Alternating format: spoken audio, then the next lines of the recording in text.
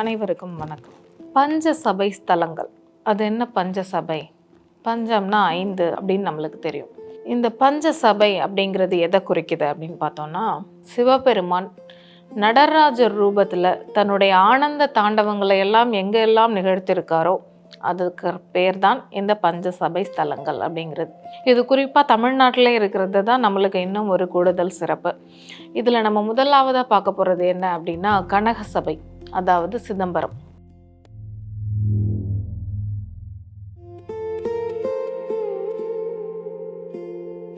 பல வருடங்களுக்கு முன்னாடி இந்த ஊர் எப்படிப்பட்டதாக இருந்துச்சுன்னா, முழுக்க வனம், அதாவது காடுகள் நிறைந்த பகுதியாக இருந்துச்சு.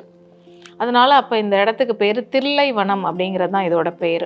இங்கே வாழ்ந்து வந்த முனிவர்கள்லாம் என்ன நினச்சாங்கன்னா, கடவுள்லாம் யாரும் கிடையாது, நம்ம செய்கிற யாகங்களோட பலன் தான் நம்மளை வாழ வைக்குது, யாகங்கள் தான் எல்லாமே நம்மளுக்கு கொடுக்குது அப்படின்னு ஒரு பெரிய அசைக்க முடியாத நம்பிக்கை அவங்களுக்கு. இதை சிவபெருமான் பார்க்குறாரு.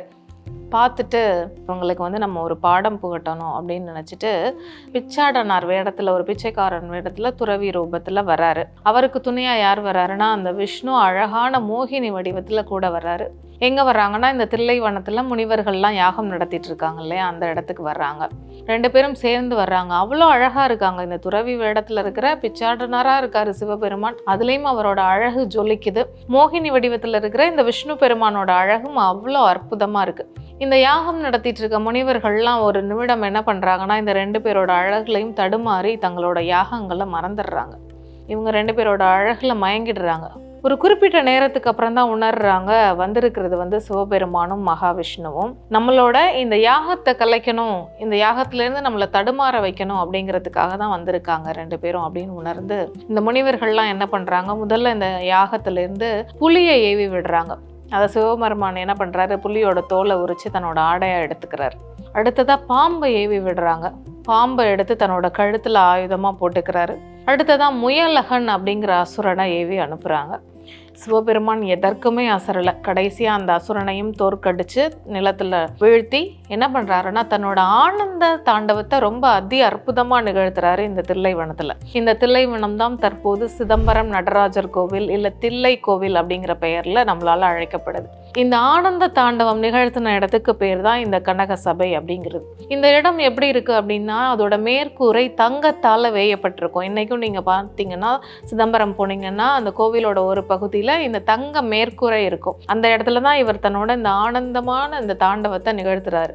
இங்கே என்ன இருக்குது அப்படின்னா, அந்த ஓடுகள் இருக்கு இல்லையா, அதில் மொத்தம் 21,600 ஓடுகள் இருக்குது, தங்க ஓடுகள். இந்த ஓடுகள் எதை குறிக்குது அப்படின்னா, ஒரு மனிதன் ஒரு நாளைக்கு விடக்கூடிய இந்த மூச்சு காற்றுகளின் எண்ணிக்கையை குறிக்குது. அந்த தங்க ஓடுகள் வேயப்பட்டிருக்க பகுதியில் 72,000 ஆணிகள் அடிக்கப்பட்டிருக்கு. இந்த 72,000 ஆணிகள்ங்கிறது எதை குறிக்குது அப்படின்னா, மனிதனோட உடம்புகளில் உள்ள இந்த நாடிகளோட எண்ணிக்கையை குறிக்குது. அற்புத தாண்டவத்தை நிகழ்த்தின இடத்துல மனிதனோட பக்தியை எப்படியெல்லாம் தொடர்பு படுத்தி தனக்கான அந்த கூரை வேயப்பட்ட பகுதியை நிலைநிறுத்தி வச்சிருக்காரு. எங்கெல்லாம் இறைவன் எப்படி தன்னோட ஆனந்த தாண்டவத்தை நிகழ்த்தி தன்னோட பக்தர்களை மெய் சிலிர்ப்பில் ஆழ்த்திருக்காரோ, அங்கெல்லாம் நம்ம வாழ்நாளில் ஒரு முறையாவது நம்ம தரிசனம் பண்ணணுமா அப்படின்னு கேட்டால் கட்டாயம் தரிசனம் பண்ணணும்.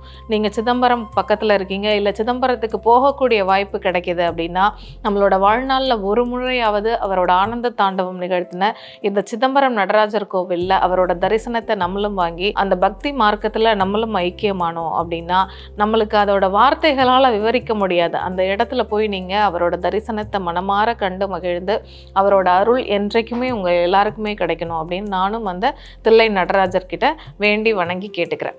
நன்றி, வணக்கம்.